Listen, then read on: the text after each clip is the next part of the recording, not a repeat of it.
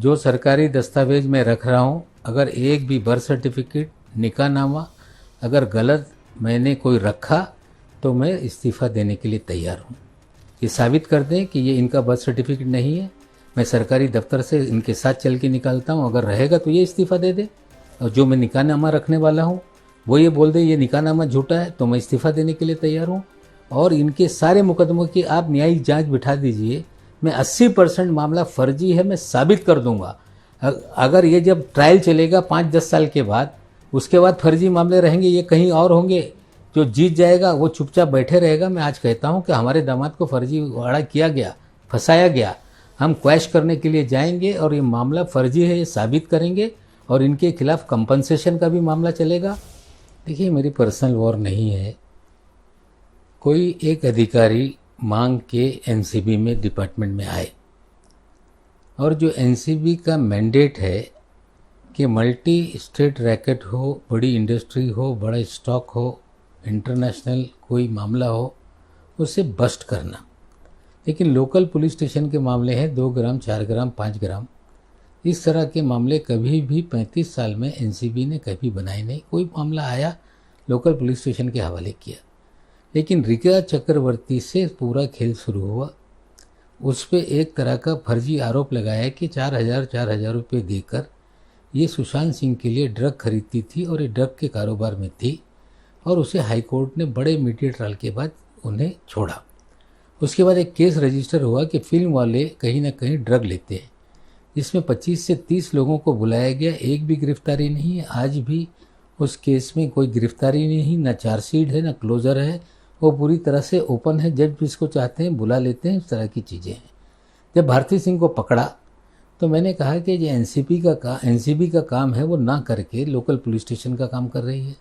अगर कोई drug abuse है, एडिक्ट है, तो उसे कहीं ना कहीं आप भेजिए कोई रिहैब सेंटर में, या कंज्यूम करता है तो यूरिन और उसका ब्लड सैंपल लेके टेस्ट कीजिए, पॉजिटिव आए तो जो गुनाह है उसमें करिए, जमानत हो जाएगी, ट्रायल करिए, सज़ा दिलाइए। जब जिस दिन गिरफ्तारी हुई, सारे चैनल पे मुझे पूछा गया, मैंने यही कहा कि कानून से कोई बड़ा नहीं है। कानून व्यवस्था में मुझे पूरा विश्वास है, कानून अपना काम करेगा और न्यायपालिका निर्णय लेगी। 8.5 महीने तक हमने दामाद को लेके बार बार आरोप लगाए गए, सारे मीडिया में नवाब मलिक का दामाद, ये खबर चलती रही। लेकिन हमने यही कहा कि जो कानून अपना काम करेगा। 8.5 महीना जेल में रहने के बाद जमानत हुई, और जमानत होने के बाद 27 तारीख को जमानत हुई, 12 तारीख को ऑर्डर पे सिग्नेचर हुए, 13 को ऑनलाइन हुआ और 14 को अखबारों में भी छपा। और मैंने भी एक्सप्लेन किया कि गलत तरीके से चार्जेस लगाए, ये मामला नहीं था। समीर खान जो मेरा दामाद है, उसके पास कोई भी सामान नहीं मिला।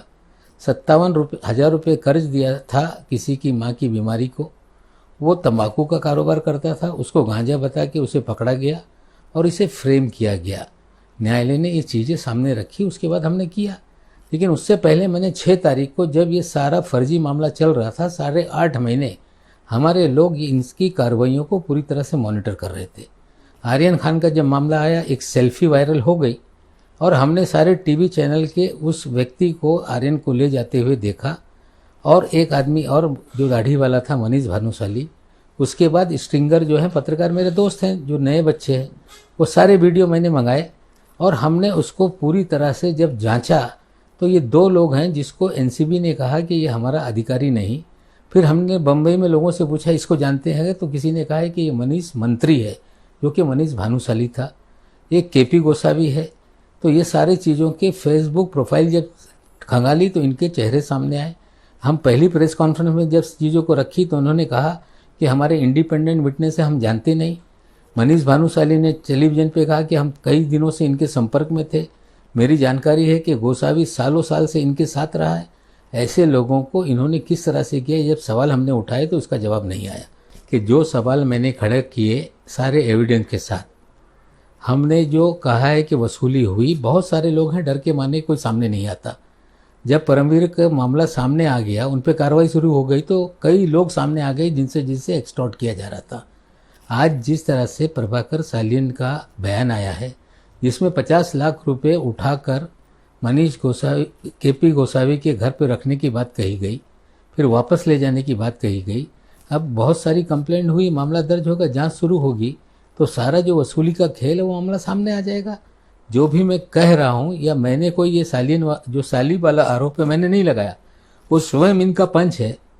वो हल्फनामे पे वीडियो में तमाम चैनलों से बात कर रहा है, तो वो जब उनका पंच ही सब चीज़ें आरोप कर रहा है तो जो हम बात कर रहे थे उसमें कहीं ना कहीं सच्चाई है सामने आने लगी है। 2017 में इनके जीवन में आई, ये 2006 दिसंबर के दिन 7 दिसंबर को शादी हुई है, और जो शबाना कुरैशी है उसके निकाहनामा भी कल मैं रिलीज़ करूँगा। ये कहते हैं कि हम लोग मुसलमान नहीं, शुरू से हिंदू हैं। तो जो निकाह हुआ है 7 दिसंबर 2006 को डॉक्टर शबाना कुरैशी का, जिसका फ़ोटो वायरल हो गया, वो निकाहनामा कल सुबह ट्विटर पे मैं डालूंगा। सारे कागजात मेरे पास हैं। ये सर्टिफिकेट जो बद का मैंने दिया है ये महानगर पालिका का स्कैन डॉक्यूमेंट है जो महानगर पालिका में दर्ज है।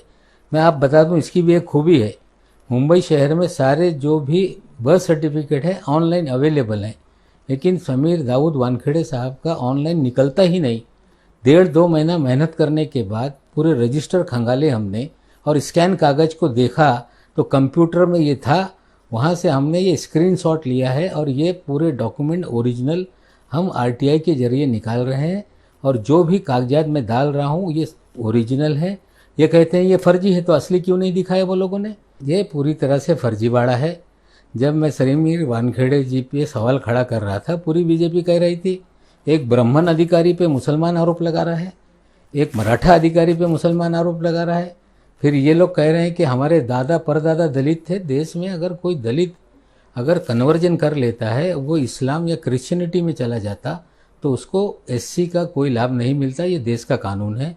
ये सारे लोग मुसलमान थे, प्रैक्टिस और रिलीजन भी मानते थे। नौकरी लेने के लिए बाप के सर्टिफिकेट का आधार बना के जाली सर्टिफिकेट निकाला गया, जिसमें नौकरी मिली। आपको पता है महाराष्ट्र में एक कानून है कि आपको वैलिडिटी करनी पड़ती है, लेकिन सेंट्रल गवर्नमेंट जब सर्टिफिकेट निकाला जाता है वैलिड नहीं, कलेक्टर लिख दे कि सर्टिफिकेट आपका है तो वैलिड हो जाता है।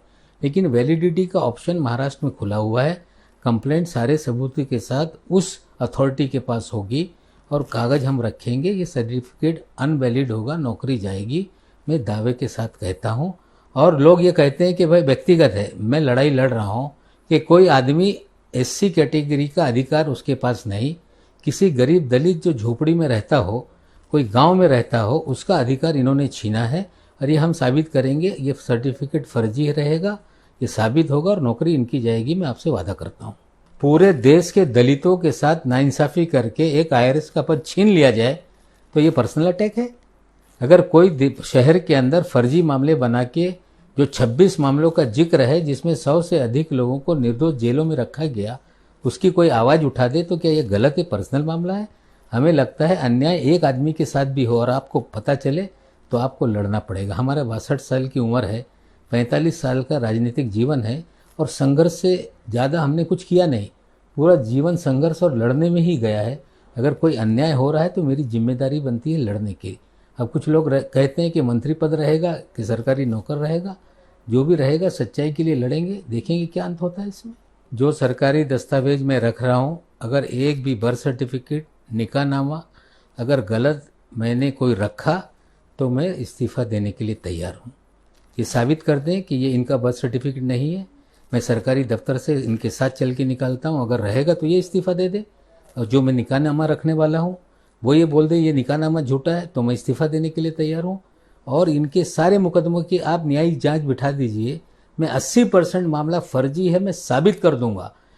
अगर ये जब ट्रायल चलेगा 5-10 साल के बाद, उसके बाद फर्जी मामले रहेंगे, ये कहीं और होंगे। जो जीत जाएगा वो चुपचाप बैठे रहेगा। मैं आज कहता हूं कि हमारे दामाद को फर्जीवाड़ा किया गया, फंसाया गया। हम क्वैश करने के लिए जाएंगे और ये मामला फर्जी है ये साबित करेंगे, और इनके खिलाफ कंपनसेशन का भी मामला चलेगा।